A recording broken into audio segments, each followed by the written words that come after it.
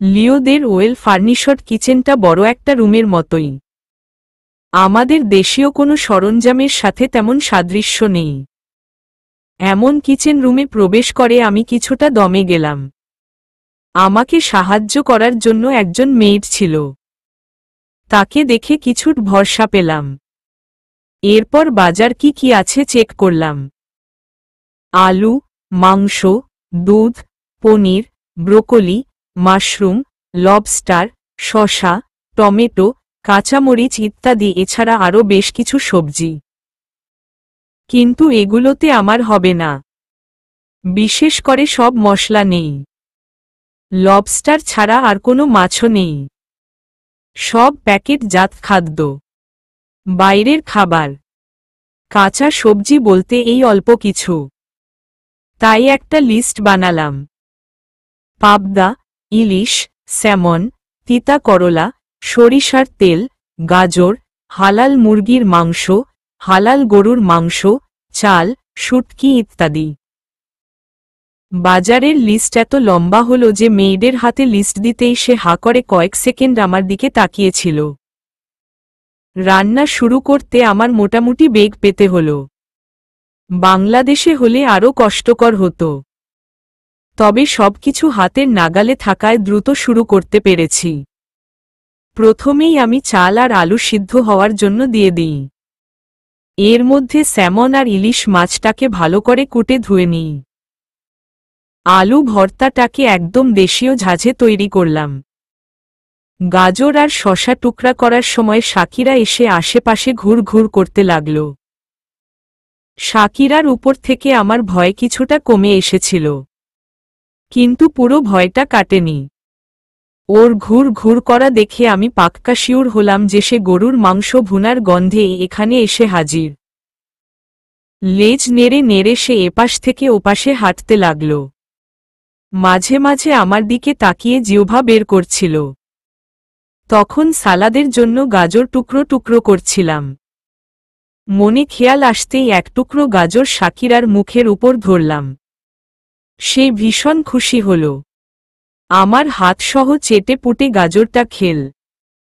ফলাফল আমাকে ঘষে ঘষে আবার হাতটা পরিষ্কার করতে হয়েছিল। রান্না শেষ হতে কয়েক ঘন্টা লাগল। টেবিলে সব সাজানোর পর একটা বড় স্বস্তির শ্বাস ফেললাম। ক্ষুধায় পেট চো চো করছে। লিও আবার কোথায়? আমি লিওকে খুঁজতে লাগলাম। বেচারা আমার রান্নার আশায় উপোস বসে আছে। মেইডকে জিজ্ঞেস করতেই বলল তার রুমে আছে। আমি উপরে উঠে কয়েকবার নক করলাম, কিন্তু ভিতর থেকে তেমন সাড়া শব্দ পেলাম না। রুমে হয়তো নেই। তারপরও চেক করার উদ্দেশ্যে দরজাটা একটু ফাঁক করে ভিতরে উকি দিলাম। আসলেই ভিতরে কেউ নেই। লিও হয়তো অন্য কোথাও আছে। তাই দরজাটা আবার লাগিয়ে দিতে যাব, ঠিক সে সময়ে টবটার উপর আমার নজর পড়ল। এটা আমার দেয়া সবুজ ক্যাকটাসটা। আলতো পায়ে ভিতরে ঢুকে গেলাম।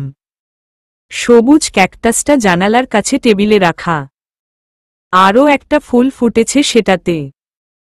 জানালার সারসি একটু উপরে তোলা থাকায় কিছুটা সোনা রোদ ক্যাকটাসটার উপর পড়ছে। সাথে দুটো সাদা রঙা প্রজাপতি সেই ফুল দুটোর কাছে নিশ্চিন্তে ভ্রমণ করছে। চমৎকার একটা দৃশ্য। আমি বিমুগ্ধ হাতে প্রজাপতির ডানাটা একটু করে স্পর্শ করলাম। স্পর্শ পেতেই প্রজাপতি দুটো টুপ করে পাখা মেলে উড়তে লাগল। তারপর আবার একই জায়গায় বসে গেল। কেন জানি না আমি হেসে দিলাম। এ সময় লিওর কণ্ঠ শুনতে পেলাম। প্রজাপতি দুটো সুন্দর না? বেখেয়ালে জবাব দিলাম, অনেক সুন্দর। আমি আবারও স্পর্শ করতে হাত বাড়াতেই লিও হাতটা ধরে ফেলল। তারপর কানের কাছে ফিস ফিস করে বলল, এভাবে না তো। আমার হাতটা মুঠোয় নিয়ে শুধু মাত্র তর্জনী দ্বারা একটু করে স্পর্শ করতেই প্রজাপতি দুটো উড়ে লিওর হাতের আঙ্গুলে বসে গেল। আমি আশ্চর্য হয়ে গেলাম। বিস্ময় আর আনন্দ একসাথে হচ্ছিল। লিও একটু করে ঠোঁটে শীষ দিল। শীষের সাথে সাথে প্রজাপতিগুলো আস্তে আমার আঙ্গুলে চলে এল, অনেকটা পোষা প্রজাপতির মতোই। লিও হাতটা ছেড়ে দিল। আমি প্রজাপতি দুটোকে চোখের সামনে নিয়ে হা করে দেখতে লাগলাম। এতটাই ঘোরের মধ্যে ছিলাম যে আমার গালে হালকা নরম একটা স্পর্শ হল। স্পর্শে পুরো শরীরে একটা শিহরণ বয়ে গেল। সাথে সাথে প্রজাপতি দুটো উড়ে গেল। আমি গালে হাত দিয়ে ফেললাম। একটা অদৃশ্য অনুভূতি হতে লাগল। বুঝতে পারলাম না। পিট পিট করে জিজ্ঞাসু দৃষ্টিতে লিওর দিকে তাকালাম। সে মিট মিট করে মৃদু হাসছে, পুরো ধবে ধবে আগুনের মতো ফর্সা শরীর নিয়ে। পরক্ষণেই আমি গলা ফাটা চিৎকার দিয়ে চোখে হাত দিয়ে তাড়াতাড়ি সামনে ফিরে গেলাম। লিও ভেজা শরীরে শুধু টাওয়েলটা পরে দাঁড়িয়ে আছে। হোয়াট ইজ দিস লিও? তো তোমার কাপড় কোথায়? এইভাবে চিৎকার দিও না মিইরা। আমি ভয় পেয়ে গেছি। মনে হচ্ছে তোমার সামনে নেকেড দাঁড়িয়ে আছি। লিও, তুমি নেকেডই দাঁড়িয়ে আছো। তুমি দেখ একবার মিইরা, আমি নেকেড না। শাট আপ লিও, যাও কাপড় পর। লিও হাসতে হাসতে আবার ওয়াশরুমে ঢুকে গেল। আমি আর চোখে তাকিয়ে স্বস্তির নিঃশ্বাস ফেললাম। তারপর এক দৌড়ে নিচে চলে এলাম। বাপরে, কি ভয়ঙ্কর না ছিল ব্যাপারটা! লিও কিছুক্ষণের মধ্যে নিচে নেমে এলো। মুখের মধ্যে সেই মিচকা হাসি। সে নেমে এসে টেবিলের কাছাকাছি দাঁড়াল। আমি তখন পায়েসটা ঢাকনা দিয়ে রাখছিলাম। টেবিলে এসে লিওর চোখ ছানাবড়া হয়ে গেল এতগুলো খাবার দেখে। এত খাবার! কোথায় এত খাবার? মিইরা, তোমার এগুলো কম মনে হচ্ছে? অবশ্যই। সিরিয়াসলি মিইরা? লিও হা করে তাকালো। আমি সব ঢাকনা তুলে দিলাম। কি কি রান্না করলে? ওই ডিশটার নাম কি? ওটা চিংড়ির মালাই কোপ্তা, এটা গরুর মাংস ভুনা, এটা মুরগির রোস্ট, এটা করলা ভাজি, এটা স্যামন, এটা আলুর ভর্তা, এটা মুগ ডাল, এটা ভাত, সালাদ, ওটা শুটকি ভর্তা, পায়েস। তারপর পরোটার দিকে নির্দেশ করে বললাম, এটা পরোটা। আচ্ছা, আর এটা? এটা ইলিশ ভাজা। জানো তো এটা কিন্তু বাংলাদেশ জনপ্রিয়, কিন্তু কাটা বেশি। মিইরা: হুম, এরকম যদি আমি নিয়মিত খেতে থাকি তাহলে এক সপ্তাহে বেলুনের মতো হয়ে যাব। সে মুখের ভিতর বাতাস আটকে গাল ফুলিয়ে দেখাল। আমি হেসে দিলাম। বসো এবার। লিওর সাথে আমিও বসতে যাব ঠিক সে সময় কলিং বেলের শব্দ এলো। আমি দরজার দিকে তাকিয়ে বললাম, মনে হয় তোমার প্যারেন্টস চলে এসেছে। উহু, তারা এত জলদি আসার কথা না। একজন মেয়ের দরজা খুলে দিল। প্রবেশ করল রিচার্ড। সে ঢুকেই আমাদের দেখতেই থমকে গেল। আমরাও হতভম্ব হয়ে গেলাম। তারপর সে উচ্ছ্বাসিত কণ্ঠে বলল, হেই টামিনা, হোয়াটসঅ্যাপ। হ্যালো। কিন্তু লিও সেরকম কিছু বলল না। শুধু কটমট দৃষ্টিতে বলল, রিচার্ড, তোমার না রাতে আসার কথা? রিচার্ড হেসে দিয়ে চেয়ারে বসতে বসতে বলল, রাতে আসি বা এখন সব তো একই, তাই না? আমি বললাম, ভালো করেছ রিচার্ড, আমাদের সাথে বসো। আমি আজকে বাংলাদেশি ফুড রান্না করেছি। খেয়ে দেখ কেমন হয়েছে। কই, ওয়াও! রাতে আসলে তো এটা মিস করতাম, তাই না ব্রো? লিও এখনো চুপচাপ। আমি তাড়াতাড়ি বললাম, অবশ্যই। এখন খাওয়া শুরু কর। খেতে খেতে রিচার্ড আমার রান্নার প্রশংসা করতে লাগল, বিশেষ করে আলুর ভর্তাটার। আমি লজ্জায় লাল হয়ে গেলাম। সে বলল, টামিনা, আমাদের সানডে ডিনার তাহলে বাঙালি রেস্টুরেন্টে করব। কি বলো? আমি একটু হেসে সায় দিলাম। কিন্তু লিও বিস্মিত গলায় বলল, ডিনার? তোমরা দুজন? রিচার্ড মুখ তুলে বলল, ব্রো, আমি আর টামিনায় সানডেতে ডিনারে যাচ্ছি। লিও আমার দিকে তাকাতেই আমি মাথা নাড়লাম। হুট করে খেতে খেতে লিও ঝাঝরা গলায় বলে উঠল, একদম বাজে হয়েছে ভর্তাটা। আর এটা কি? চিংড়ির মালাই? কেমন যেন তেল চুয়ে চুয়ে পড়ছে। আর ওটা বিফ না? বিফটা এত স্পাইসি যে মুখে দেওয়া যাচ্ছে না। তুমি জানো না এখানে এত স্পাইসি খাওয়া হয় না। তারপর এটা ইলিশ ভাজা। ইলিশটা যখন এত বেশি কাটা তাহলে করতে গেলে কেন? কাটার জন্য ওটা খেতে পারছি না। এটা করলা ভাজি? তিতার জন্য তো মুখে দিতে পারছি না। আর তোমার সালাদ, সেটাও কেমন যেন বাসি মনে হচ্ছে। কি সব রান্না করেছ? আমার এখনই বমি করে সব ফেলে দিতে ইচ্ছে করছে। আমি লিওর হঠাৎ পরিবর্তনে হতভম্ব হয়ে গেলাম। কোনো রান্নায় আমি ঝাল দিইনি। আমি জানি ওরা বাঙালিদের মতো ঝাল খায় না। তারপরও লিওর কাছে এত খারাপ লাগলো কেন বুঝলাম না। ওর কথা শুনে এতটা অপমান বোধ করছিলাম যে মুখ তুলে উপরে তাকাতে পারছিলাম না। মনে হচ্ছে মাটির সাথে মিশে যাই। হাত পা কাঁপছিল আমার। রিচার্ডের সামনে এমন কথা নিজেকে ধুলায় মিশিয়ে দিচ্ছিল। চোখ ঠেলে পানি চলে আসছিল। কিন্তু দাঁতে দাঁত চেপে পানি বেরুতে দিলাম না। খুব কষ্টে মাথা উপরে তুললাম। রিচার্ড হাঁ করে তাকিয়ে আছে। হঠাৎ কি হয়ে গেল সে ও বুঝে উঠতে পারেনি।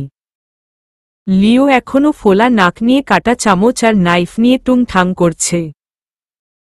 আমার গলা দিয়ে কোনো কথা বেরুচ্ছিল না। তারপরও বহু কষ্টে ভাঙা ভাঙা গলায় বললাম, আই এম সরি লিও। লিও মুখ তুলে চাইল না। আমার ভিতরটা কেমন ভেঙে যাচ্ছিল। কোনো মতে উঠে দাঁড়ালাম। তারপর আর পিছু তাকালাম না। দ্রুত পদক্ষেপে বেরিয়ে এলাম। আসার সময় রিচার্ডের কণ্ঠ শুনতে পেয়েছিলাম। সে আমাকে ডাকছিল। কিন্তু আমি দাঁড়ালাম না। বাইরে আসতেই চোখের পানি বাঁধ মানল না। ঝড়ো ঝড়ো করে কেঁদে দিলাম। আম্মু, আম্মু রে, ও আম্মু, তুমি কোথায়? পুরো ইয়ার্ড কান্না করতে করতে পেরিয়ে এলাম। এই পুরোটা সময় সাকিরা আমার পাশ হাঁটতে হাঁটতে শুধু ঘেউ ঘেউ শব্দ করছিল। যেন বলছিল, এই মেয়ে, কি হয়েছে তোমার? কেন কাঁদছ? ইয়াক, ছি, দেখ তোমার নাকের মাথায় সর্দি জমেছে। মুছো ওটা। আমি স্কার্ফের সাথে চোখের পানি, নাকের পানি মুছে একাকার করে ফেললাম। হোস্টেলে পৌঁছেও কারো সাথে কথা বললাম না। ক্ষুধায় পেট চো করছে। অথচ আমি এত রান্না করেও এক ফোঁটা খেতে পারিনি। খাবার খেলাম রাতে। তারপর আবারও শুয়ে পড়লাম। হাত পা অসাড় হয়ে আসছে। বই খুলেও দেখতে ইচ্ছে করছে না। শুধু শুয়ে শুয়ে কান্না করতে ইচ্ছে করছে। ভীষণভাবে ঘরের কথা মনে পড়ছে। আম্মু থাকলে আমার মাথায় হাত বুলিয়ে দিত আর মুহূর্তে সব বিষাদগ্রস্ততা কেটে যেত। কিন্তু এখন কেউ পাশে নেই। আছে শুধু একরাশ হাহাকার। পরদিন ভার্সিটিতে গেলাম না। শুধু শুয়ে শুয়ে প্রহর গুনলাম।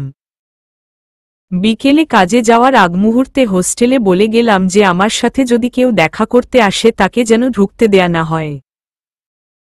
জানি না কেন বললাম। তবে আমার অবচেতন মন বলল কেউ না কেউ আমার সাথে দেখা করতে আসবে। কিন্তু আমি কারো সাথে দেখা করতে চাই না। মার্থা হাউজে গিয়ে প্রথমে আমাকে মিস মার্থার মুখোমুখি হতে হল। উনার রাগান্বিত ভয়ানক চেহারা দেখে মাথা নিচু করেছিলাম। তিনি আমার উপর প্রায় আধ ঘন্টা চিল্লালেন। চিল্লানোর সময় উনার মুখ থেকে থু থু ছিটকে আসছিল, তাই বারবার পিছু হটছিলাম আর টিস্যু দিয়ে মুখ মুছছিলাম। উনি মনে করেছিল উনার ভয়ে পিছু হটছি, তাই হয়তো আধ ঘন্টায় ছেড়ে দিলেন। তবে হুমকি দিলেন যে আমার বেতন থেকে কিছু ডলার পানিশমেন্ট হিসেবে কেটে নেওয়া হবে। ভীষণ ক্ষোভ হলেও কিছু বলার থাকল না। কয়েকদিন ধরে ভার্সিটিতে গেলাম না। গেলে লিওর সামনে চোখ তুলে তাকাতে পারব না। তার চেয়ে বরং না যাওয়াই ভালো। শুধুমাত্র মার্থা হাউজে যেতে লাগলাম। রিচার্ডের সাথে ডিনারের প্ল্যান থাকলেও সেটা ক্যান্সেল হয়ে গেল। রাতে হোস্টেলে ফিরলে খবর এল যে আমাকে খুঁজতে কয়েকজন ছেলে মেয়ে এসেছিল, কিন্তু তাদের ভিতরে ঢুকতে দেয়া হয়নি আমার মানার কারণে। আমি জানতাম কেউ না হলেও অ্যাডালিন আর রিচা অবশ্যই আমার খোঁজ নিবে। ইদানিং পড়ালেখায় ও মন বসছে না। কোথায় যেন মনটা ঘাপটি মেরে বসে আছে। বারবার বলছি আমার কাছে চলে আসো, কিন্তু সে আসছে না। সে নাকি স্বাধীন, কারো পরোয়া নাকি করে না। তার ইচ্ছা হলে আসবে, না হলে ফুরুত করে উড়ে বেড়াবে। অসভ্য বেপরোয়া মন। রাতে স্বপ্নে লিওকে দেখলাম। সে এসে বলছিল, মিহিরা এই যে দেখ, কানে ধরেছি, এবার মাফ করে দাও প্লিজ। আমি গোস্সা করে মুখ অন্যদিকে ফিরিয়ে ফেললাম।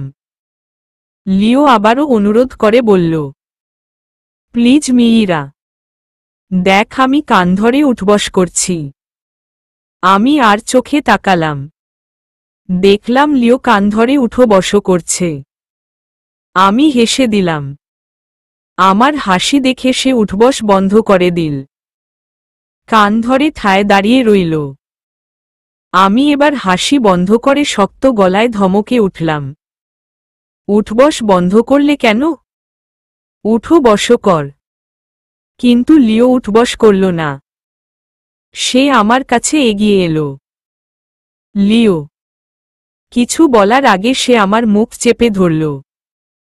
আমি দুহাত দিয়ে তার হাত ছাড়ানোর চেষ্টা করছিলাম, কিন্তু পারছিলাম না। চোখ ছুটে গেল স্বপ্নের চাপে, কিন্তু আমি আওয়াজ করতে পারছি না। সত্যিই আমার মুখ কেউ চেপে ধরছে। অন্ধকারে কাউকে দেখা যাচ্ছে না। জিন নয় তো? নিশ্চয় বোবা জিন। আমি মনে মনে সূরা পড়তে লাগলাম আর হাত ছাড়ানোর প্রচণ্ড চেষ্টা করতে লাগলাম। এদিকে জিনটা আরো শক্ত করে আমাকে চেপে ধরল। খেয়াল করলাম আমার পা অবশ না, তাই পা দিয়ে দুপ দুপ শব্দ করতে লাগলাম। পায়ে শব্দ করতে করতে জিনটা আমার মুখ আরো শক্ত করে চেপে ধরল। কানের মধ্যে ফিস ফিস শব্দ শুনতে পেলাম। Stop it Mihira. আমি কি ভুল শুনছি? গলাটা পরিচিত মনে হচ্ছে। I said stop it. পা নাড়ানো বন্ধ করলাম। নিঃশ্বাসে বুকটা উঁচু নিচু হচ্ছে। আমি চোখ খুলে ভালো করে তাকানোর চেষ্টা করলাম। ডিম লাইটের আবছা আলোয় একটা আবছা মানব শরীরকে দেখা যাচ্ছে। গলার ঝুলন্ত লকেটটা বারবার আমার মুখের উপর পড়ছে। কাপা কাপা কণ্ঠে ডাকলাম, লিও। লিও আমার কথার জবাব না দিয়ে বলল, মিহিরা আমি হাত সরিয়ে নিচ্ছি, বাট ফর গড সেইক চিল্লাবে না, না হলে আস্ত গিলে ফেলব তোমাকে। বুঝছ? আমি মাথা নেড়ে সায় জানালাম, চিল্লাবো না, একদম চিল্লাবো না। আমার বুকে ও দুপ দুপ শব্দ হচ্ছে। লিও আমাকে ছেড়ে দিয়ে আমার হাঁটুর উপর আলতো করে বসে গেল। আমি কোনো মতে উঠে বসলাম। ফিসফিসিয়ে বললাম, লিলিও তুমি? সশস সহ কিভাবে ঢুকলে রুমে? পাইপ বেয়ে উপরে উঠে এসেছি। এবার চুপ করো। আমি চুপ হয়ে গেলাম। সে ইশারা করল উঠে আসার জন্য, কিন্তু আমি নামলাম না। হতভম্ব হয়ে বসে রইলাম। কি হচ্ছে এসব? আমাকে উঠতে না দেখে লিও আবার ফিরে এসে আমার হাত ধরে নিয়ে যেতে লাগল। শব্দ হবে বিধায় কিছু বলতে পারছিলাম না। বাধ্য হয়ে পিছু পিছু হাঁটতে হচ্ছিল। হোস্টেলের সিঁড়িতে উপস্থিত হলে আমি আর থাকতে পারলাম না। ঝটকা দিয়ে হাত ছাড়িয়ে নিলাম। লিও, কি করছো এসব? কোথায় নিয়ে যাচ্ছ আমাকে? দাঁত কিরমির করে লিও বলল, stop talking Mihira, just follow me. এ বলে ও হাত ধরতে চাইলে আমি হাত সরিয়ে নিলাম। না বললে আমি যাব না। ভ্রু কুঁচকে লিও এবার ঠান্ডা চোখে আমার দিকে তাকালো। অদৃশ্য চঞ্চলতা খেলা করছে তার চোখে। কি বলছো তুমি? আমি বলেছি আমাকে না বললে আমি যাব না। লিও ভ্রু উপরে তুলে ফেলল। সত্যি? হুম। হাত দুটো মুড়ে আমি শক্ত করে দাঁড়ালাম। সেটা দেখে লিওর ঠোঁটের কোণে হাসি ফুটে উঠল। তারপর একটু করে আমার কাছাকাছি এসে আমি কিছু বুঝে উঠার আগে ঝট করে আমাকে কাঁধে তুলে ফেলল। তারপর দ্রুত পায়ে সিঁড়ি বেয়ে নামতে লাগল। আমি ভীষণভাবে চমকে গেলাম। গলার স্বর খাদে নামিয়ে বলতে লাগলাম, লিলিও, কি করছো?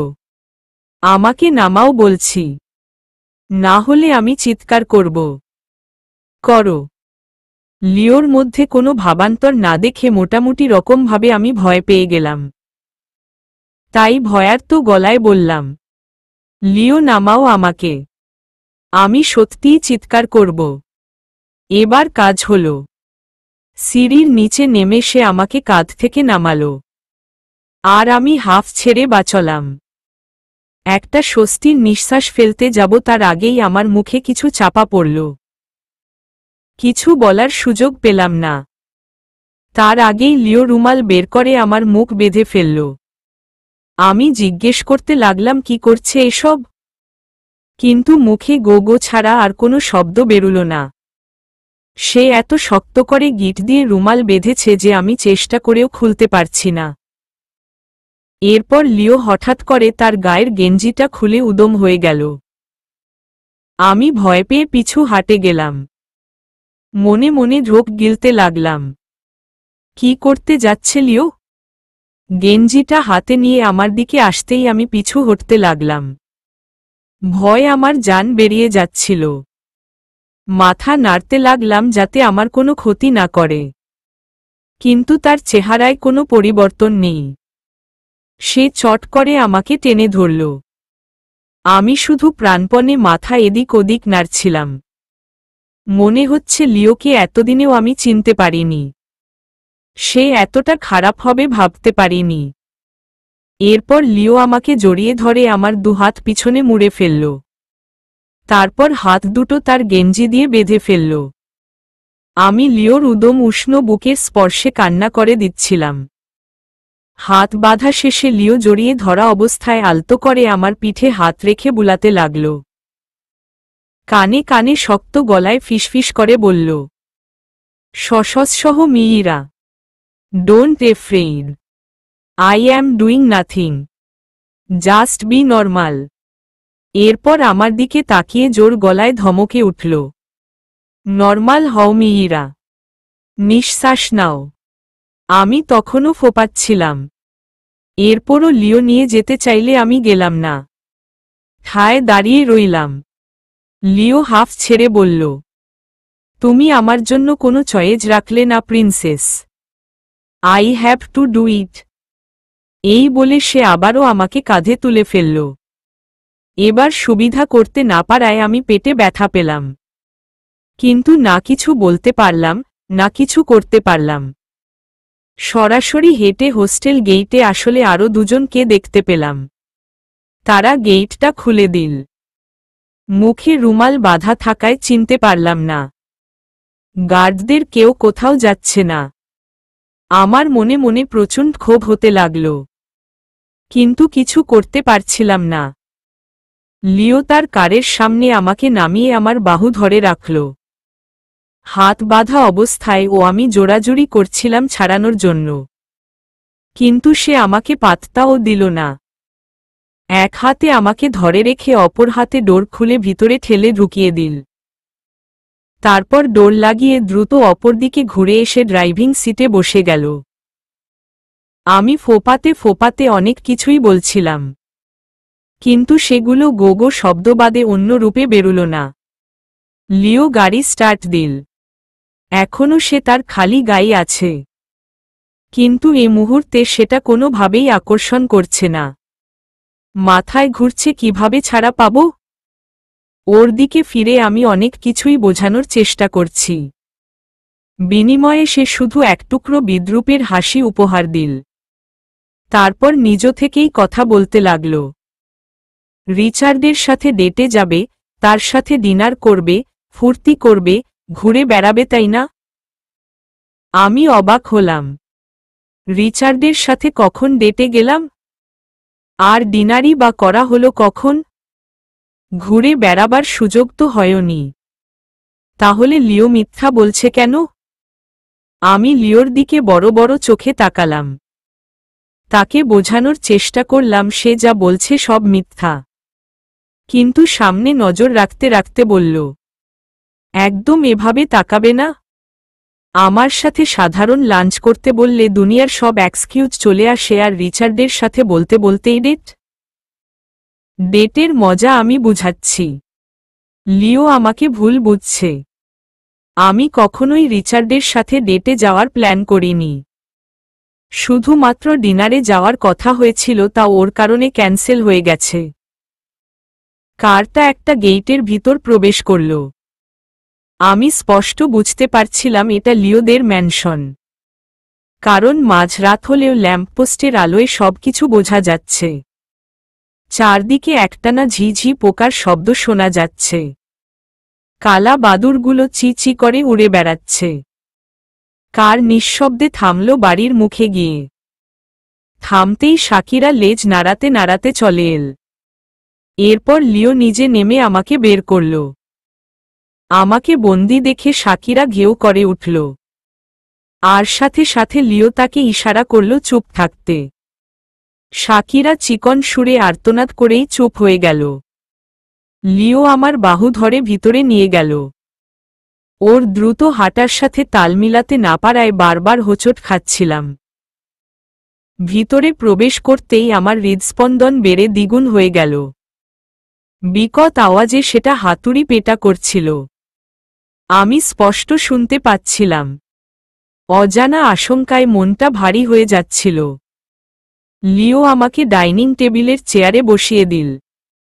গেইটের ভিতর ঢোকার পর থেকে সে আমার সাথে কথা বলেনি। বসিয়ে দিয়েই কড়া চোখে বলল, একদম নড়াচড়া করবে না। এখান থেকে যদি চুল পরিমাণও নড়তে দেখি তাহলে টুকরো টুকরো করে তোমাকে রিচার্ডের কাছে পাঠিয়ে দেব। তারপর আয়েশ করে ওর সাথে ডেটে যেও। ভয় আমার মুখ শুকিয়ে এলো। সায় জানালাম মাথা নেড়ে, আমি এখান থেকে উঠব না। লিও ভিতরে চলে গেল। আমি একা একা শুধু আমার হৃৎপিণ্ডের টিপ টিপ শব্দ শুনতে পাচ্ছিলাম। ভয় মুখটা এদিক ওদিক ও নাড়াচ্ছিলাম না। মনে হচ্ছিল লিও পিছনে দাঁড়িয়ে আছে, আর আমাকে নড়তে দেখে খপ করে মুখ ধরে বলবে, তোমাকে না নড়তে বারণ করেছি, তারপরও কেন নড়লে? এই বলে বড় একটা রামদা নিয়ে আমাকে কোপাতে আসবে। অথচ আমি কি সুন্দর স্বপ্ন দেখেছিলাম যে লিও আমার কাছে মাফ চাইবে, কান ধরে উঠো বসো করবে। কিন্তু তেমন কিছুই হচ্ছে না, বরং আমার জানটা নিয়ে ফেলার জন্য সমস্ত প্রস্তুতি করে রেখেছে। শাকিরা আশপাশে ইতস্ততভাবে ঘোরাফেরা করছে, কিন্তু কাছে আসছে না। পুরো ঘরটা নীরবতা নামকে নিঃশব্দে মেতে আছে। সবাই কোথায়? তারা কি দেখছে না তাদের ছেলে খুন করার জন্য কাউকে অপহরণ করেছে? ঢং ঢং ঢং শব্দে দেয়াল ঘড়িটা ডেকে উঠল। আমি চমকে দেয়াল ঘড়ির দিকে তাকালাম। ভোর হতে আর কয়েক ঘন্টা বাকি মাত্র। ভোর হতেই সবাই জেনে যাবে আমি কিডন্যাপ হয়েছি। খোঁজ খোঁজ রব চারদিকে পড়ে যাবে। কিন্তু আমাকে খুঁজবে কে? ভাবতে ভাবতে দেয়াল ঘড়ির নিচে চিকন লুকিং গ্লাসটাই নজর গেল। আতকে উঠলাম সেটাতে নিজেকে দেখে। কি অদ্ভুত বিভৎস দেখা যাচ্ছে আমাকে। লিওর ওয়ার্নিংয়ের কথা মাথা থেকে চলে গেল। আমি উঠে গিয়ে লুকিং গ্লাসটার সামনে দাঁড়ালাম। চুলগুলো খোলা ছিল। এমনিতেই আমার চুল লম্বা আর গোছানো থাকে, কিন্তু এত ধস্তাধস্তিতে চুলগুলো পাখির বাসার ন্যায় চারদিকে ছড়িয়ে ছিটিয়ে আছে। কয়েক গাছি চুল মুখের উপর পড়ে আছে। কালো রুমালের সাথে কিছু চুল মুখের সাথে আটকে প্রচণ্ড চুলকানি হচ্ছে। চোখ দুটো কান্নার জন্য ফুলে আছে। ঘুমানোর আগে লং স্কার্ট আর সিজুকার লাফানোর দৃশ্য সম্মিলিত একটা গেঞ্জি পরেছিলাম। সেটা অবিন্যস্ত হয়ে আছে। গেঞ্জিটার গলা বড় হওয়ায় আমার ডান কাঁধের এক পাশটা প্রায় বেরিয়ে এসেছে। সেখানে আমার লাল অন্তর্বাসের ফিতাটা একটু করে দেখা যাচ্ছে। সেই সাথে বুকের ছোট তিলটাও স্পষ্ট বোঝা যাচ্ছে। ইসস, কি লজ্জার কথা! আমার স্কার্ফটাও নেই। এ অবস্থায় আমি লিওর সামনে ছিলাম। লজ্জায় মাটির সাথে আমার মিশে যেতে ইচ্ছা করছে। তাড়াতাড়ি মাথা দিয়ে গেঞ্জির এক পাশটা টানার চেষ্টা করলাম, কিন্তু তেমন সফল হলাম না। তাই মাথা এপাশ ওপাশ নাড়িয়ে চুলগুলো বহু কষ্টে কাঁধের উপর নিয়ে আসলাম। অন্তত চুল দিয়ে হলেও খোলা কাঁধটা ঢেকে দিলাম। মিইরা! আমি চমকে উঠে পিছু ফিরলাম। লিও আমার বেশ কিছু দূরে দাঁড়িয়ে আছে। হাত দুটো বুকের কাছে মোড়ানো, কিন্তু চোখ দুটো তীক্ষ্ণ দৃষ্টিতে আমাকে দেখছে। আমি ঢোক গিললাম। বুকটা আবারও ভীষণ শব্দ করছে। ওর দিকে তাকিয়ে ধীরে ধীরে এক পা করে এগিয়ে এসে চেয়ারটাতে বসে গেলাম, যেখানে লিও বসিয়ে দিয়ে গিয়েছিল। তারপর আর চোখে লিওর দিকে তাকালাম। সে কোনো কথা বলল না। সোজা কিচেনে চলে গেল। কিছুক্ষণ পর আবার ফিরে এলো, সাথে দুটো প্লেট। সেগুলো রেখে আবার কিচেনে গেল। এভাবে বেশ কয়েকবার। আমি হাঁ করে তাকিয়ে রইলাম। কি করছে এসব লিও?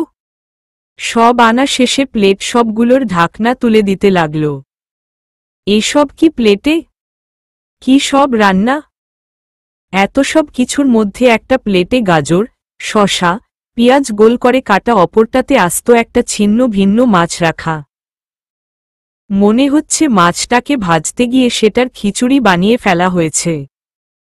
আমি জিজ্ঞাসু দৃষ্টিতে লিওর দিকে তাকালাম। সে প্রথমে বড় একটা নিঃশ্বাস নিল। তারপর আমার মুখের রুমালটা খুলে ফেলল। এরপর হাতের বাঁধনটাও। মুখটা অনেকক্ষণ ধরে বাঁধা থাকায় ভীষণ রকম ব্যথা করছিল। তারপরও হাতছাড়া পেতেই গেঞ্জি ঠিক করে চুলগুলোকে মুড়িয়ে একপাশে নিয়ে আসলাম। তারপর তাকালাম লিওর দিকে। সে আমার কিছু দূরে দাঁড়িয়ে আছে। ওর চোখে অদৃশ্য অনুভূতি খেলা করছে। বোঝা যাচ্ছে না কি সেটা। হঠাৎ সে তার কান ধরল। ওকে কান ধরতে দেখে আমি কিছুটা চমকে গেলাম। হাঁ করে ওর কাণ্ডকারখানা দেখতে লাগলাম। লিও ভাঙা ভাঙা গলায় বলল, আই অ্যাম সরি মিইরা। এই বলে কান ধরে বসে পড়ল। তারপর আবার উঠে দাঁড়াল। দাঁড়িয়েই বলল, তোমাকে ইনসাল্ট করার জন্য আমি দুঃখিত। এ বলে আবার বসল। তারপর উঠে দাঁড়াল। আমি বিস্মিত চোখে হাঁ করে আছি। লিও আবার বলল, কিন্তু এখানে আমার কোনো দোষ নেই। সব তোমার দোষ। এই বলে আবার বসে পড়ল। তারপর উঠল। তুমি রিচার্ডের সাথে ডেটে যাবে কেন? তাকে তোমার হাতের রান্না খাওয়াবে কেন? এরপর আবার উঠবস করে বলল, আমার খুব রাগ হচ্ছিল, তাই কি করে ফেললাম নিজেও জানি না। পরে ভুল বুঝতে পেরে তোমাকে খুঁজছিলাম, কিন্তু তুমি ভার্সিটিতে আসছিলে না, হোস্টেল থেকে বেরুচ্ছিলেও না, হোস্টেলে আমাকেও ঢুকতে দিচ্ছিল না। তো তো আমি আর কি করতাম? কিডন্যাপ করা ছাড়া আমি আর কোনো পথ দেখলাম না। এতক্ষণ আমার ভয় হচ্ছিল, কিন্তু এখন এসব শুনে ভয় উবে গিয়ে প্রচণ্ড রাগ হল। মনে হচ্ছিল ওর চুল সবগুলো মুঠো ধরে ছিঁড়ে ফেলি। এরপর লিও একটু এগিয়ে এসে বলল, এ দেখ, সেদিন তুমি যা রান্না করেছিলে সব আমি নিজ হাতে রান্না করেছি। চিংড়ির মালাই কোপ্তা, ইলিশ ভাজা, আলু ভর্তা, শুটকি ভর্তা আর ওটা কি যেন নাম ভুলেই গিয়েছি। লিও আমাকে এসব দেখাচ্ছিল কিন্তু আমি ওকে দেখছিলাম।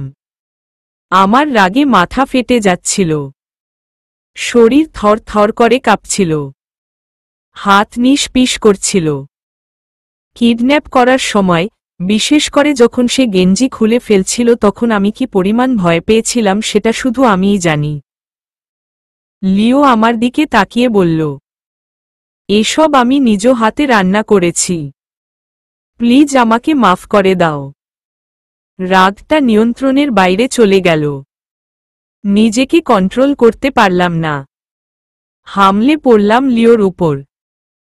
চর, ঘুষি, কিল, আঁচড়, কামড় যা পারলাম, যতক্ষণ আমার শক্তি কুলালো ততক্ষণ লিওকে মারলাম।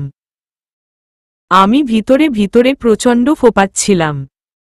এত বড় প্রতারণা আমার সাথে! ওয়েট মিইরা, ছাড়ো আমাকে! আমি ছাড়লাম না। ইদানিং এক্সারসাইজ করে হাত পায়ে ও জোর এসেছে বইকি। তাছাড়া আমি গোড়পোড়তা বাঙালি নারী। সহ্য করতে না পেরে লিও আমার দু হাত ধরে ফেলল। তারপর হাঁপাতে হাঁপাতে বলল, কি করছো মিইরা? আমাকে মেরে ফেলবে নাকি? লিওর গালে আমারে নখের আছড়ে লম্বাটে একটা দাগ হয়েছে, কিন্তু সেটা দেখেও আমার মন গলল না। বললাম, তোমাকে মেরাই ফেলব। আবারও মারতে চেষ্টা করতেই লিও আরও শক্ত করে হাত চেপে ধরল। মিইরা, মাই প্রিন্সেস, দেখ আমার গাল জ্বলছে, মনে হয় কেটে গিয়েছে, পেটে ব্যথা করছে অনেক। আমার হাত দেখ, তোমার সবগুলো দাঁত ওখানে বসে আছে। এবার তো মাফ করে দাও। তোমার জন্য নিজ হাতে এত কষ্ট করে আমি রান্না করেছি, সেটা তো দেখো। আমি টেনে নিজের হাত ছাড়িয়ে নিলাম। বললাম, আমি যেটা নিজের হাতে রান্না করেছিলাম ওটা কি আকাশ থেকে পড়েছিল? আমার কষ্ট হয়নি সেটা করতে? সেই জন্যই তো কান ধরে উঠো বসো করলাম। এবার তো মাফ করে দাও। তাছাড়া তুমি যেভাবে আমাকে আহত করেছ সেটা কানাডিয়ান পুলিশ জানলে তোমাকে এক্ষুনি জেলে পুরবে। ঝট করে মাথায় আগুন ধরে গেল আমার। বললাম, আর তুমি যে আমাকে কিডন্যাপ করে নিয়ে এসেছ সেটার জন্য বুঝি আদর করবে? আমার কথা শুনে লিও লজ্জাতুর দৃষ্টিতে মিটি মিটি হাসতে লাগল। আর সে সময় দেয়াল ঘড়িটা আবারও ঢং ঢং করে উঠল। চমকে উঠলাম দুজনেই। কতক্ষণ ধরে ঝগড়া করছি? আর কিছুক্ষণ পর তো ভোর হয়ে যাবে, ব্যায়ামের জন্য ফিল্ডে যেতে হবে। এখন কি হবে? ক্লাসে বসে অনুভূতিহীন দৃষ্টিতে মিসের দিকে তাকিয়ে আছি। কি বলছে সেটা মাথায় ঢুকছে না, অথচ লিওকে যে জিজ্ঞেস করব সেটারও কোনো ব্যবস্থা নেই। লাট সাহেব এখন ঘুমাতে ব্যস্ত। এভাবে হাঁ করে ঘুমাতে ঘুমাতে কখন মিসের চোখে পড়ে যাই সেটা ভেবেই আমার ঘাম ছুটে যাচ্ছে। বারবার কনুই দিয়ে তাকে গুঁতো মারছি। আল্লাহ জানে সারা রাত কি করেছিল। আবার ভাবলাম, কি করেছিল আবার কি? পুরো রাত ইলিশের জগা খিচুড়ি করেছিল আর আমাকে কিডন্যাপ করেছিল। ভাগ্যিস সবাই ফিল্ডে পৌঁছার আগে আমি পৌঁছতে পেরেছিলাম। আমি আবার তাকালাম লিওর দিকে। ইডিয়টটা হা করেই ঘুমাচ্ছে। চোখের নিচে এক গাদা কালি জমেছে। হাতের কামড়ের দাগটা প্রায় মিলিয়ে যাচ্ছে, কিন্তু গালে নখের আঁচড়টা ভালোভাবেই লেগেছে। লাল হয়ে আছে, যেন কেউ ছুরি দিয়ে পোঁচ দিয়েছে। ঈশ্বর, কেন যে দেখে শুনে মারলাম না। এখনো নিশ্চয় ব্যথা হচ্ছে। স্পর্শ করতে যাব ঠিক তখন দেখলাম মিস লি এগিয়ে আসছে। আমি আবারও কুম্ভকর্ণটাকে গুঁতো মারলাম। সে আবছাভাবে একটু চোখ খুলে আবার বুজে ফেলল। আমার আর কিছু করার নাই, পাক্কা ক্লাস থেকে বের হয়ে যেতে হবে তাকে। এডওয়ার্ড মিস লিওকে ডাক দিল, কিন্তু সে এখন ঘুমাতে ব্যস্ত। পুরো ক্লাস খিক খিক করে হাসছে। মিস লি এবার জোরে ধমকে উঠল, এডওয়ার্ড। মিস লির ধমকের সাথে আমি লিওর হাতে জোরে চিমটি মারলাম, আর সাথে সাথে লিও চিৎকার করে লাফিয়ে উঠল। কিন্তু মিসকে সামনে দেখে চুপ হয়ে গেল। চোখ দুটো ভীষণ ফুলে গেছে। মিস কটমটে দৃষ্টিতে বলল, হোয়াট ইজ দিস এডওয়ার্ড? লিও মাথা চুলকাতে চুলকাতে বলল, গুড মর্নিং ম্যাম। ক্লাস শেষে লিওকে খুঁজতে লাগলাম। ক্লাস থেকে তাকে বের করে দেওয়া হয়েছে। আল্লাহ জানে কোথায় গিয়ে ঘুমকে উদ্ধার করছে। আমারও ঘুম আসছিল, কিন্তু তেমন জোরালো না। কফি পান করতে করতে রিচার দিকে তাকালাম। সে এক নাগারে বক বক করছে। কোনো একটা ছেলেকে দেখে সে ক্রাশ খেয়েছে তার গল্প। সবাই মনোযোগ দিয়ে শুনছে। লিও এখনো আসছে না দেখে সবাইকে জিজ্ঞেস করলাম, লিও কোথায় বলতে পারো? সবাই না বোধক উত্তর দিল। তবে রিচা বলল, লাইব্রেরি দেখতে পারো। যখন কোথাও পাওয়া যাবে না তখন লাইব্রেরিতে পাবে, এটা শিওর। ও তাহলে আমি দেখে আসি। অ্যাডালিন আমাকে বাধা দিল, কোথায় যাচ্ছ? কফিটা তো শেষ করো। এতদিন পরে এসেছ, কয়দিন পরই ফাইনাল পরীক্ষা, এত ফাঁকি দিয়ে চললে হবে? আমি একটু হাসলাম, বললাম, ওটা পুষিয়ে নিব। তাছাড়া লিওর কাছে টিউশন পড়ছি, ও যথেষ্ট সাহায্য করছে। দেখিও টামিনা, লিও না আবার প্রেমের টিউশন দেয়।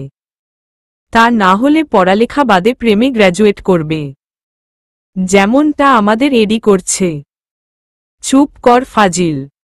অ্যাডালিন কলম ছুঁড়ে মারল কার্লের দিকে। এর গাল পেকেছে ভীষণ, শায়েস্তা করতে হবে একে। লাইব্রেরি এসে লিওকে পেলাম, জানালার ধারে টেবিলে মাথা রেখে ঘুমাচ্ছে। কেউ যাতে টের না পায় সেজন্য মুখে বই দিয়ে ঢেকে রেখেছে। কি বই পড়ছে সে? নিয়ে দেখলাম ড্যান ব্রাউনের বই, দ্য ভিঞ্চি কোড। পড়ে নি আমি নিশ্চিত।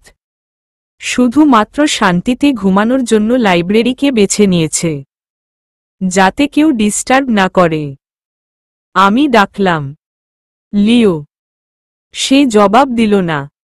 আরও কয়েকবার ডাকলাম, রেসপন্স না পেয়ে ভাবলাম অন্য কিছু করি। তারপর লিওর কানে কানে বললাম, লিও, আমি আর রিচার্ড আজ ডেটে যাচ্ছি। বলেই সোজা হয়ে বসে গেলাম। 1 সেকেন্ড, 2 সেকেন্ড, 3 সেকেন্ডের সময় সে ঝট করে চোখ খুলে ফেলল। সাথে সাথে মাথা তুলে বলল, হোয়াট? আমি হাসতে লাগলাম। পাছে শব্দ হয় তাই মুখে হাত চাপা দিলাম। লিও ঘুমন্ত চোখ দুটো সজাগ হওয়ার চেষ্টা করছে। আমাকে হাসতে দেখে বলল, কি বলেছ তুমি? নাথিং। তোমার হোমওয়ার্ক দেখবে না? ব্যাকপ্যাক থেকে নোট বের করে দিলাম। আর ঘুম আসলে বাড়িতে চলে যাও। এখানে ওখানে ঘুমাচ্ছ কেন? লিও হাত বাড়িয়ে নোটটা নিল। দেখতে দেখতে আমাকে বলল, কেন আসি সেটা বুঝবে না? কেন বুঝব না? লিও জবাব না দিয়ে শুধু হাসল। আমি আর জবাবের অপেক্ষা করলাম না। লিও, আমি যাচ্ছি। আমার অল্প কাজ আছে। কি কাজ? মাথা উপরে না তুলেই লিও জিজ্ঞেস করল। লিও, সরি। মার্থা হাউজে ডিনের সাথে বেশ ভালো বন্ধুত্ব হয়েছে। সে আমাকে নিজের ছোট বোনের মতোই স্নেহ করে। সেই সাথে যথেষ্ট রেসপেক্ট করে। আমার মনে হলো ডিনের মতো কয়েকজন নিগ্রো হীরা আছে যাদের চাইতে কেউ কখনো কোনো নারী সম্মান করতে পারবে না। কথায় কথায় ডিন সব সময় একটা ডায়ালগ বলে, অল উইমেন্স আর বিউটিফুল। আমার অনেক ভালো লাগে শুনতে। ওর মতো স্পষ্টবাদীও খুব কম দেখেছি আমি। আজকে ওর হাতে ম্যাপল সিরাপ বানানো শিখেছি। খেয়েও দেখেছি। চমৎকার সিরাপ সেটা।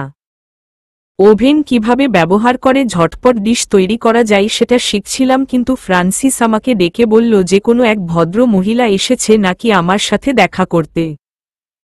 মনে মনে ভাবলাম নিশ্চয় মিসেস হুড এসেছে। কিন্তু বাইরে গিয়ে অবাক হতে হল, কারণ আমার সাথে দেখা করতে এসেছে মিসেস উইলিয়াম, মানে লিওর মম। Hello ma'am.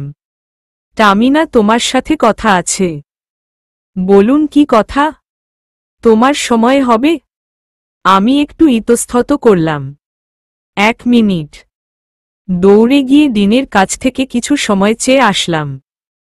মিস মার্থা ছিলেন না, সুতরাং তেমন সমস্যা হবে না।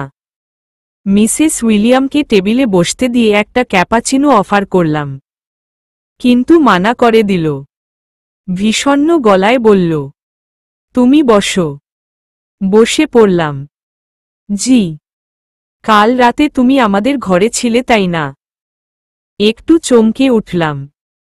ইতস্তত করে বললাম, আমি বুঝতে পারছি না আপনি কি বলতে চাইছেন। ভান করিও না টামিনা। আমি কি বলতে চাইছি তুমি স্পষ্ট বুঝতেছ। ম্যাম, কাল রাতে তুমি অ্যাডের সাথে ছিলে? মাথা নেড়ে সায় জানালাম, ছিলাম। তুমি আর অ্যাডের মধ্যে কি? একটু কাশি দিলেন। তারপর বললেন, টামিনা, তুমি আর অ্যাডের মধ্যে কোনো রূপ ফিজিক্যাল রিলেশন চলছে কি? আমি চমকে উঠলাম। No ma'am. কি বলছেন এসব আপনি? লিওর সাথে আমার তেমন কোনো সম্পর্ক নেই। উত্তেজিত হয়ো না। আমি সব বুঝি। আমি শুধু একটা কথা বলতে এসেছি এখানে। জি বলুন। দেখ, তুমি মুজলিম। বাংলাদেশ থেকে এসেছ। পড়ালেখা শেষে আবার সেখানে চলে যাবে। আর অ্যাড খ্রিস্টান। অযথা এসব সম্পর্কে জড়িয়ে লাভ কি? আমি হা করে রইলাম। তিনি ঠিক কোনো সম্পর্কের কথা বলছেন আমি বুঝতে পারছি না।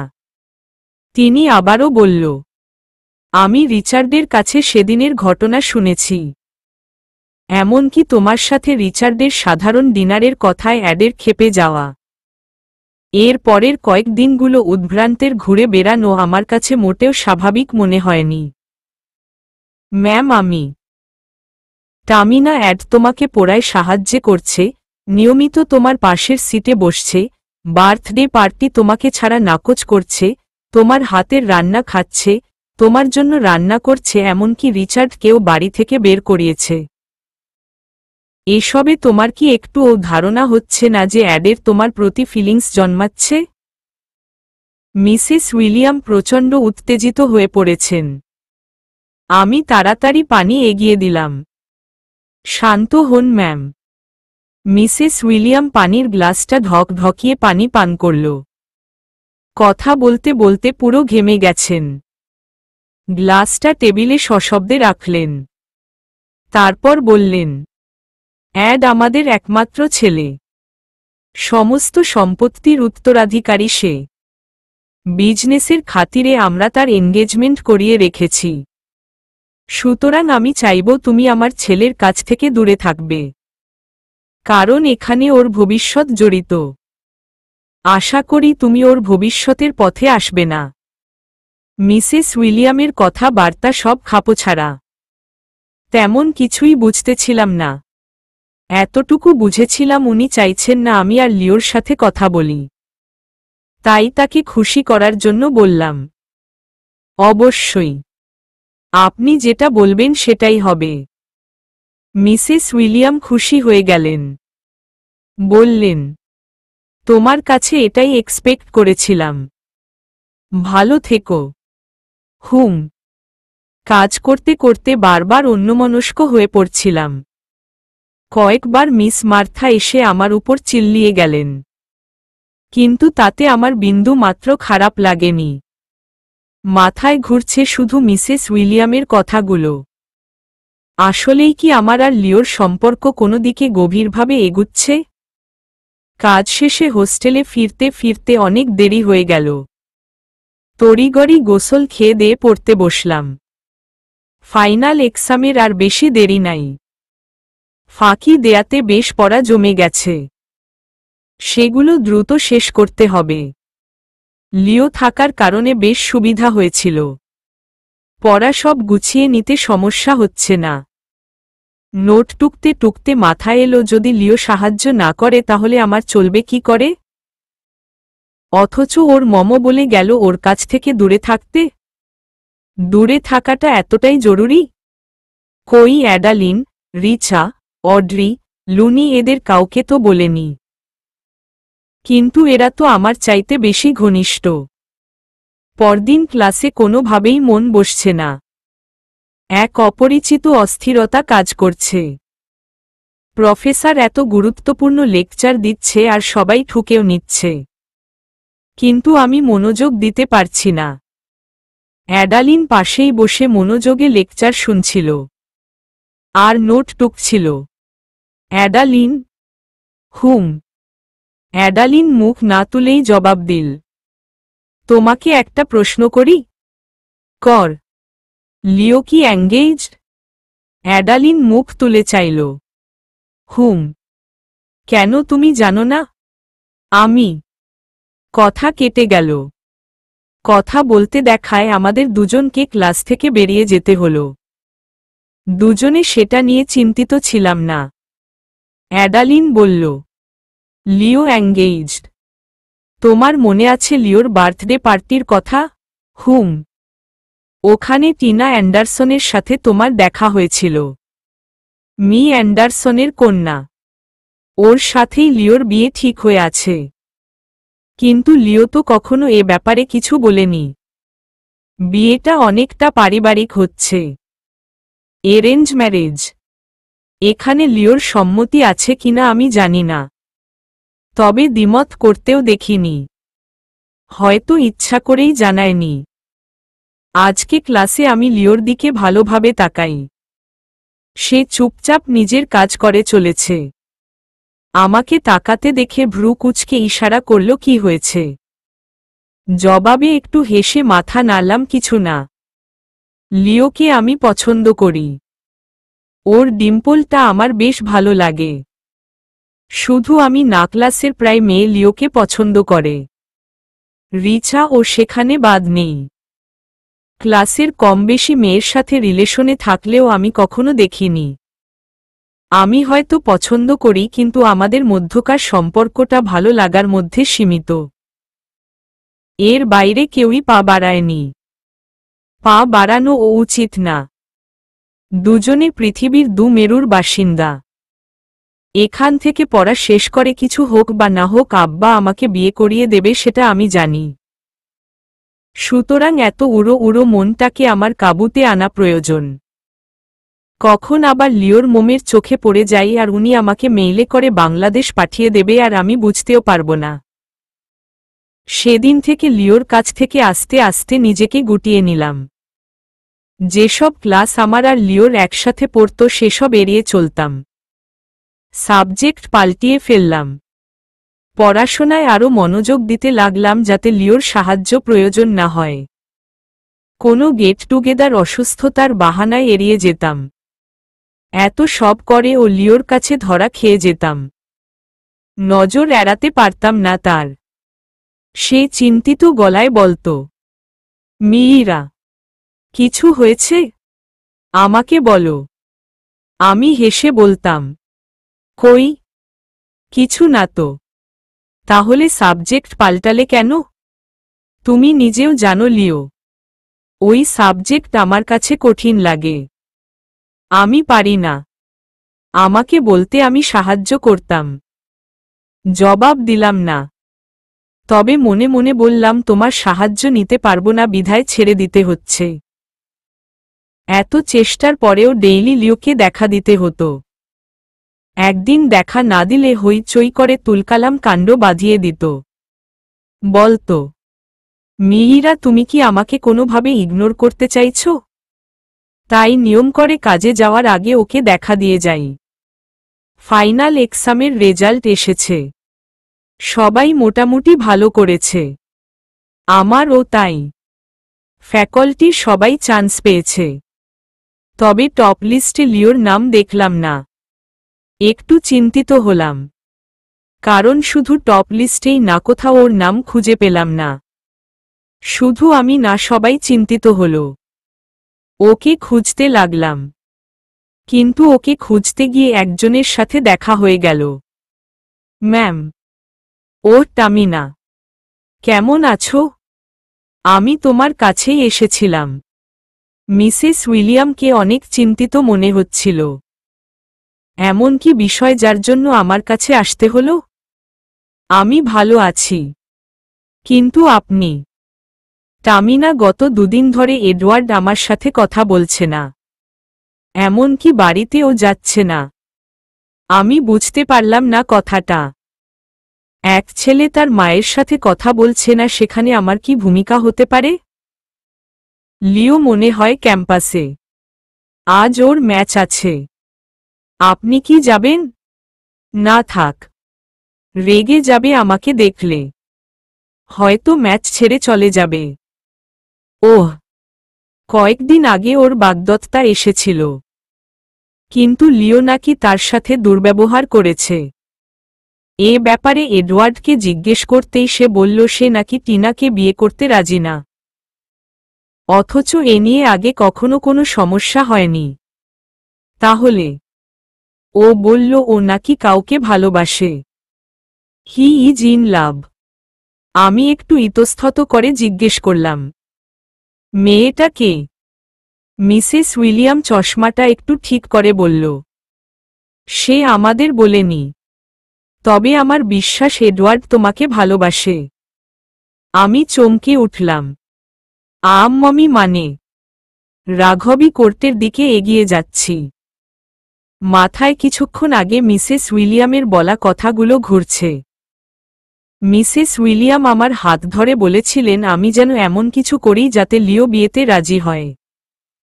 কিন্তু আমি কি করব সেখানে? লিও যে আমাকেই ভালোবাসে সেটাই বা কিভাবে শিওর হলেন?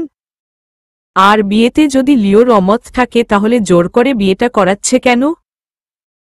বিজনেস কি ছেলের চাইতেও গুরুত্বপূর্ণ? তামিনা। ভাবনার সুতো ছিঁড়ে গেল। কেউ আমাকে ডাকছে।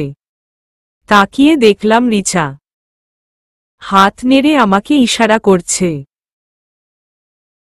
সবাই খুব মজা করছে। ম্যাচ প্রায় টান টান উত্তেজনায়। আমি গিয়ে সিটে বসে পড়লাম। ম্যাচে দারুণ লড়াই হচ্ছে। অনেকটা হাড্ডাহাড্ডি লড়াই। লিও ও সেখানে আছে। সবাই তাকে সাপোর্ট করছে। কিন্তু শেষ পর্যন্ত ম্যাচে হার হল। বিমর্ষ মুখে সাপোর্টার্সরা বেরিয়ে গেল। সবাই ক্যান্টিনের জন্য বেরিয়ে গেলে আমি তাদেরকে বলে চেঞ্জিং রুমের বাইরে অপেক্ষা করতে লাগলাম। অনেক দিন তাকে এড়িয়ে চলেছি। ইগনোর করেছি। কিন্তু সত্য বলতে লিওকে প্রচণ্ড মিস করেছি। মিস করেছি তার হাসিটাকে। মিস করেছি সেই মজার মুহূর্তগুলোকে। দরজা খুলে লিও বেরিয়ে এলো। সে আমাকে খেয়াল করেনি। ভেজা চুলে টাওয়ালটা কাঁধে ঝুলিয়েই হাঁটতে লাগল। মাঝে মাঝে একটু একটু চুল মুছছে। ও বেরিয়ে এসেছে খেয়াল হতেই আমি পিছন থেকে ডাক দিলাম, লিও। ডাক শুনে সে পিছন ফিরে তাকালো। হাফ প্যান্ট আর সাদা স্পোর্টস গেঞ্জিতে তাকে ভিন্ন রকম সুন্দর লাগছে। কাঁধে লম্বাটে স্পোর্টস ব্যাগ। ভেজা চুলগুলো টাওয়েল দিয়ে মোছায় চারদিকে এলোমেলো হয়ে আছে। জুলফিতে এখনো কিছু পানি গড়িয়ে পড়ছে, কিন্তু চোখ দুটো দেবে গেছে। মুখে হাসি নেই, চেহারা উজ্জ্বলতা কোথাও যেন হারিয়ে গেছে। মিইরা। দৌড়ে আসায় একটু হাঁপিয়ে গিয়েছিলাম। একটু নিঃশ্বাস নিয়ে বললাম, তোমার জন্য অপেক্ষা করছিলাম। হুম বলো। 1 মিনিট। কি করছো? আমি নিচু হয়ে বসে লিওর কেডসের ফিতাটা বেঁধে দিলাম। হয়তো ফিতা বাঁধতে সে বেমালুম ভুলে গিয়েছে। থ্যাঙ্কস। It's okay. যেতে যেতে লিও জিজ্ঞেস করল, রেজাল্ট কেমন হয়েছে? ভালো। তোমার? আমি জানি না, এখনো দেখিনি। লিও। হুম। আমার সাথে লাঞ্চে যাবে? প্রচণ্ড খিদা পেয়েছে। লিও থমকে দাঁড়ালো। সত্যি? হুম। লিও খুশি হয়ে গেল। তার খুশিটা অনেক দিন পর দেখছি। সে মিষ্টি একটা হাসি দিয়ে বলল, বাহ, আজকে নিজে থেকে লাঞ্চের কথা বলছো। ব্যাপার খানা কি? আমার প্রেমে পড়েছ নাকি? Funny jokes. হা হা হা। হাসতে হাসতে লিও আমার গাল ধরে টেনে দিল। আমি বিরক্তির সাথে গাল সরিয়ে নিলাম। চলবে।